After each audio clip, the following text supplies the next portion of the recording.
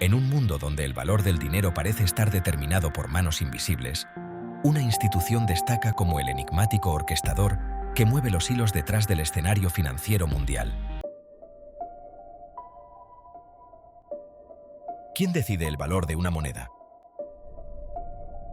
¿Quién ajusta la oferta de dinero y manipula las tasas de interés? ¿Quién sostiene al dólar como divisa hegemónica y crea las reglas? ¿Quién imprime el dinero?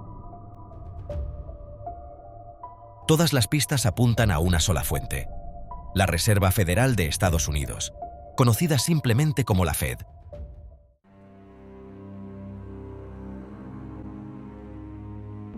Para entender el poder de esta entidad, debemos remontarnos a su fundación.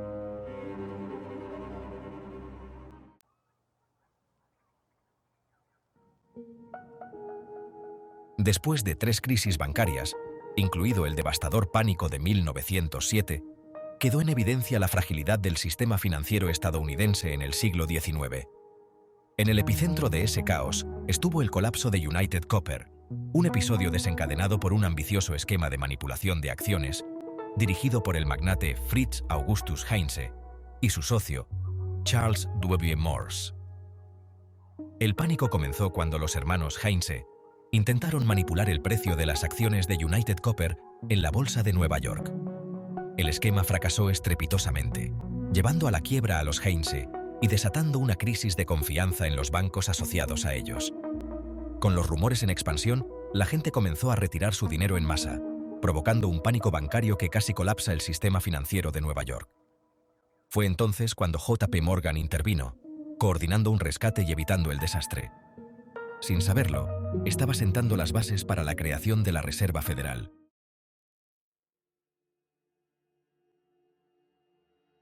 Mientras ese torbellino sacudía a la economía, en noviembre de 1910, en el exclusivo club de la isla Jekyll, tuvo lugar una reunión secreta que definiría el futuro financiero de Estados Unidos.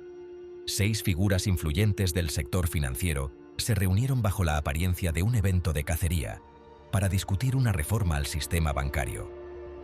Entre ellos estaban Nelson Aldrich, senador y presidente de la Comisión Nacional Monetaria, y Henry Davison, socio de JP Morgan & Company. Buscaban una solución para los pánicos financieros y la falta de liquidez que debilitaban al sistema. Fue en esa reunión donde se definieron las bases del sistema de la Reserva Federal. La propuesta final, liderada por Aldrich, incluía la creación de una institución central con reservas y bancos distribuidos para reducir la volatilidad en tiempos de crisis.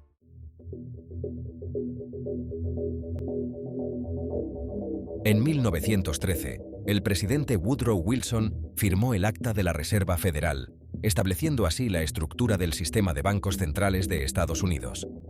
El sistema de la Reserva Federal fue diseñado con una mezcla de centralización, a través de una junta de gobernadores designados por el presidente, y autonomía regional, con 12 bancos de reserva distribuidos en 12 ciudades clave como Boston, Nueva York, Filadelfia, Atlanta, Chicago y San Francisco.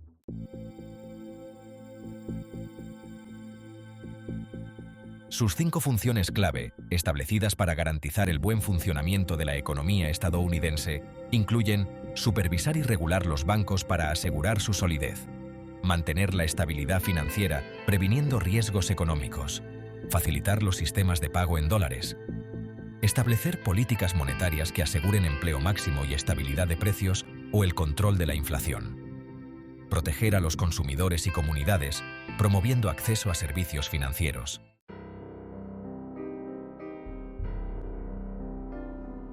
En este juego de poder, los rumores y teorías de conspiración han proliferado. Es posible que la Fed sea el brazo ejecutor de intereses más oscuros. Algunos señalan su origen, vinculado a figuras como JP Morgan y Paul Warburg, un destacado financiero y banquero experto en sistemas internacionales. En un principio, su misión era simple en apariencia: asegurar la estabilidad y actuar como último recurso para los bancos en apuros. Pero desde entonces, su influencia ha crecido.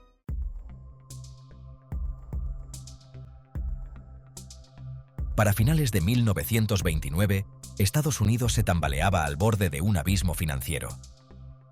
El país entró en la temida Gran Depresión, cuando el mercado de valores colapsó y la economía estadounidense comenzó a derrumbarse. Mientras millones de personas perdían sus empleos y miles de bancos cerraban, la Reserva Federal, paralizada por la inexperiencia y la falta de estrategias claras, intentó responder. Sin embargo, sus esfuerzos fueron demasiado débiles y llegaron demasiado tarde. En lugar de rescatar al sistema bancario, la Fed se quedó corta y el país sufrió uno de los periodos de mayor penuria económica de su historia.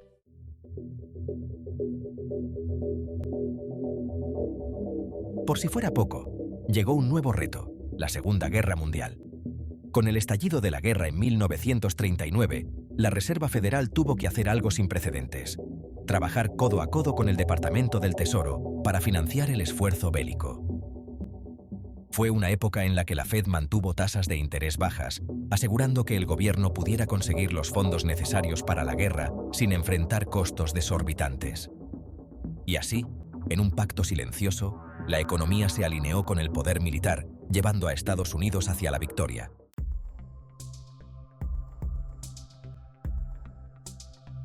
Cuando la guerra terminó, una nueva batalla se libró en casa: la guerra contra la inflación. Con una economía que crecía rápidamente y una demanda de bienes que excedía la oferta, los precios empezaron a subir. En 1951, la Reserva Federal y el Departamento del Tesoro llegaron a un acuerdo histórico. La Fed obtendría independencia para gestionar la política monetaria. Con este acuerdo, la Fed empezó a manejar su propio destino y se convirtió en la guardiana de la estabilidad económica del país. Para los años 60, parecía que el país había entrado en una era dorada de estabilidad económica.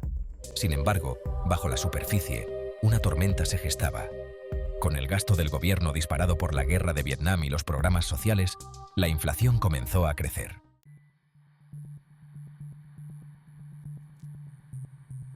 En la década de los 70, los precios del petróleo se dispararon debido a crisis internacionales, y la economía estadounidense se encontraba nuevamente en problemas, con una inflación fuera de control y un crecimiento estancado. Esto se conoció como la Gran Inflación.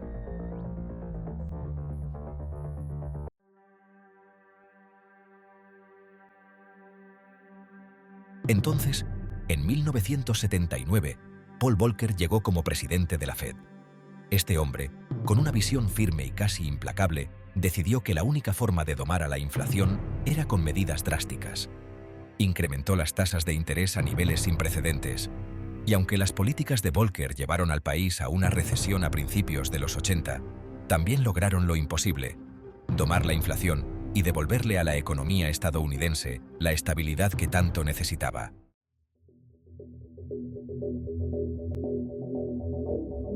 Después de este periodo tormentoso, llegó un periodo de estabilidad y tranquilidad para el país, dejando atrás la tormentosa inflación y las recesiones de las décadas anteriores. La economía estadounidense disfrutaba de una estabilidad nunca antes vista.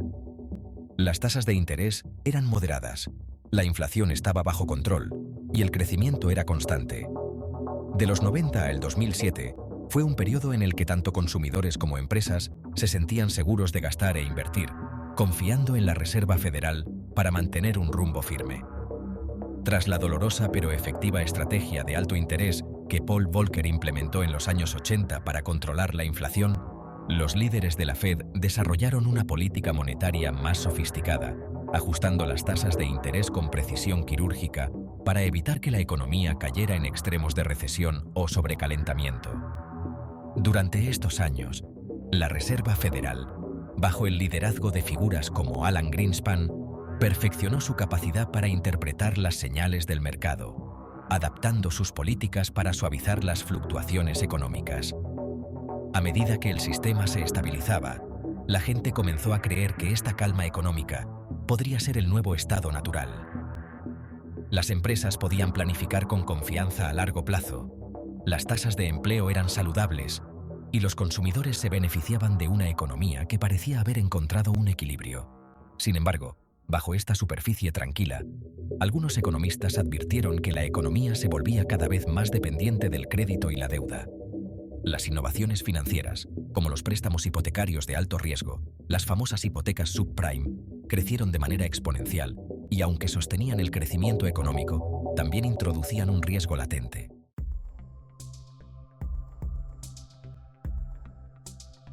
Esto nos remonta un poco en el tiempo. Dando un pequeño salto al pasado, tenemos que hablar de un documento muy relevante para el sistema. En 1961 se creó un documento, por el Banco de la Reserva Federal de Chicago, llamado Modern Money Mechanics, Mecanismos Modernos del Dinero, que describe el proceso de creación de dinero en las manos de la Fed y la red mundial de bancos centrales y comerciales respaldados por ella. El documento detalla cómo los bancos comerciales pueden expandir la oferta monetaria a través de la concesión de préstamos, manteniendo solo una fracción de los depósitos como reservas, llamadas reservas fraccionarias. Aunque el texto es denso y técnico, básicamente explica que el dinero es creado a partir de la deuda. En términos simplificados, la explicación podría ser la siguiente. Imagina que vas al banco y depositas $1000 en tu cuenta. Piensas que ese dinero se queda allí guardado, pero en realidad, solo una pequeña parte de él se queda en la bóveda del banco. Este dinero se convierte en algo mucho más dinámico, porque en el sistema de reserva fraccionaria, el banco guarda solo un pequeño porcentaje, digamos el 10%, como reserva. Así que, de esos $1000, el banco mantiene $100 y presta los otros 900 a otra persona, quien necesita un préstamo para, por ejemplo, abrir una tienda. Cuando esta persona recibe los $900, los deposita en otro banco. Ahora, este segundo banco sigue la misma regla. Guarda solo el 10%, es decir, $90, y presta los 810 restantes a alguien más. Este proceso se repite de banco en banco, y con cada ronda de préstamos y depósitos, el dinero original que tú depositaste genera aún más dinero en la economía. Parece casi mágico. Este sistema crea una multiplicación del dinero a través de cada préstamo, lo que se conoce como el multiplicador de dinero. A partir de esos $1000 iniciales, el sistema bancario puede crear miles de dólares en la economía. Por supuesto, la Reserva Federal está al tanto de este proceso y regula cuánto dinero pueden prestar los bancos. Cuando la economía necesita enfriarse un poco, la Fed puede exigir a los bancos que mantengan más en reserva, limitando los préstamos y ralentizando el flujo de dinero. Pero cuando la economía necesita un impulso, puede reducir la tasa de reserva o bajar las tasas de interés para que los bancos presten más. Así, cada depósito, cada préstamo, cada decisión de la Reserva Federal contribuye a la creación del dinero que mantiene en movimiento toda la economía. En este sistema, tu depósito de $1000 tiene mucho más poder de lo que imaginabas. Deuda igual a dinero. Así de simple. Creación de dinero de la nada. Una idea muy ingeniosa pero oscura a su vez. El documento, Modern Money Mechanics, fue revisado y reimpreso varias veces, siendo la edición más comúnmente referida la de 1975. Aunque ya no se publica oficialmente, se utiliza con frecuencia para explicar los conceptos básicos del sistema de reserva fraccionaria.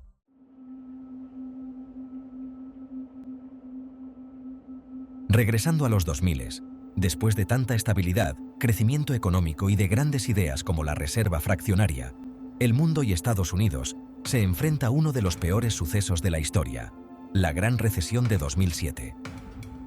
Tras un periodo en el que el mercado inmobiliario parecía inquebrantable, los precios de las viviendas subían sin parar y la gente creía que esa tendencia nunca cambiaría. En esa época los bancos comenzaron a otorgar hipotecas a casi cualquier persona, incluso a aquellas que tenían pocas probabilidades de poder pagar. Estos préstamos, conocidos como hipotecas subprime o de alto riesgo, se ofrecían con la idea de que, mientras el valor de las viviendas siguiera en aumento, no habría problemas. Los bancos no solo otorgaban estos préstamos, sino que los convertían en productos de inversión, agrupándolos en títulos respaldados por hipotecas y vendiéndolos en el mercado financiero global. Con el tiempo, las instituciones financieras y los inversores de todo el mundo se llenaron de estos activos, creyendo que eran seguros y confiables. Sin embargo, bajo la superficie, el sistema estaba volviéndose cada vez más frágil. Todo cambió cuando los precios de las viviendas dejaron de subir en 2007 y comenzaron a caer. Esto debido a que las personas que habían adquirido hipotecas subprime ya no podían pagar sus préstamos, y al disminuir el valor de sus casas, muchos se encontraron con hipotecas que superaban el valor de sus propiedades. De pronto, una gran cantidad de personas dejó de pagar, y los bancos empezaron a acumular pérdidas masivas. Este colapso del mercado inmobiliario se propagó rápidamente a través del sistema financiero. Bancos y otras instituciones financieras que habían invertido fuertemente en estos títulos respaldados por hipotecas vieron cómo sus activos perdían valor y algunos incluso enfrentaron la quiebra. En 2008, la caída de Lehman Brothers, uno de los bancos de inversión más grandes de Estados Unidos, y la gigante aseguradora AIG estaba al borde del colapso. Esto fue la señal definitiva de que la crisis no era una simple desaceleración económica, sino una recesión de gran magnitud. Lo que comenzó como una caída en el mercado inmobiliario estadounidense se transformó en una crisis financiera global. Las economías de todo el mundo sintieron el impacto y el gobierno de Estados Unidos tuvo que intervenir con paquetes de rescate y estímulos económicos para evitar una catástrofe aún mayor.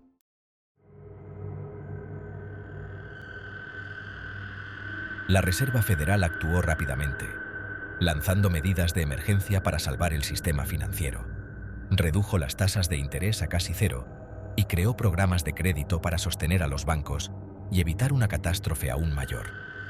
El gobierno también intervino, aprobando un enorme paquete de estímulo económico en 2009 para inyectar fondos y reactivar la economía. Pero aunque estas medidas evitaron una crisis más profunda, no podían revertir el daño ya hecho. Millones de personas perdieron sus empleos, sus hogares y, en muchos casos, su confianza en el sistema financiero.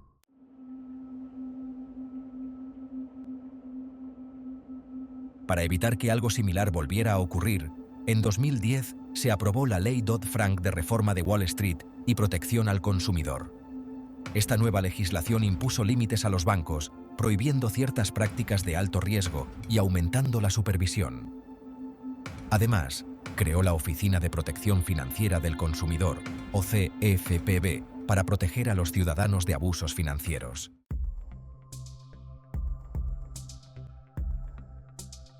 La economía comenzó a recuperarse lentamente, pero el proceso fue largo y marcado por un alto desempleo y una sensación de incertidumbre.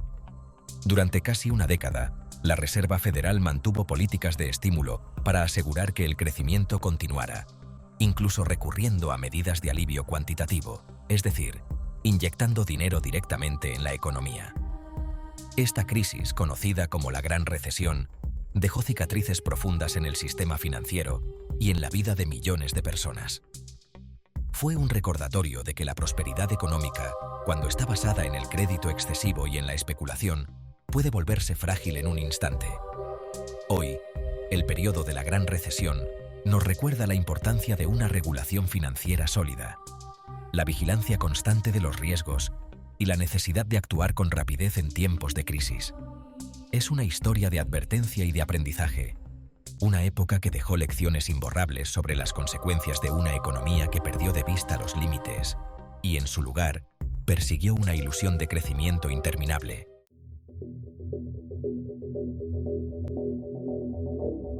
La Fed ha sido, o ha pretendido ser, la heroína financiera del sistema. Sigue siendo una de las instituciones más poderosas e incomprendidas del mundo, capaz de mover las economías con su varita mágica, la tasa de interés, capaz de manipular el flujo de dinero en los mercados como un hábil titiritero. Con solo comprar o vender bonos del gobierno o moviendo las tasas de reserva, la Fed puede estimular o frenar la economía. Bajas tasas para animar el gasto y la inversión, tasas altas para frenar la inflación. Su poder es tal que un movimiento de la Fed resuena no solo en Estados Unidos, sino en todo el planeta, afectando monedas y economías enteras. Como dijo el economista Barry Eichengreen, cuando la Fed actúa, el mundo contiene el aliento.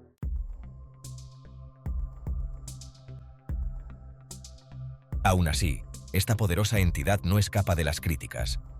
Aunque se define como independiente, muchos creen que su conexión con Wall Street es demasiado estrecha y sus decisiones no siempre reflejan los intereses del ciudadano común. Y su historia enigmática y llena de personajes poderosos ha dado lugar a teorías de conspiración que la sitúan como un instrumento de control financiero para una élite.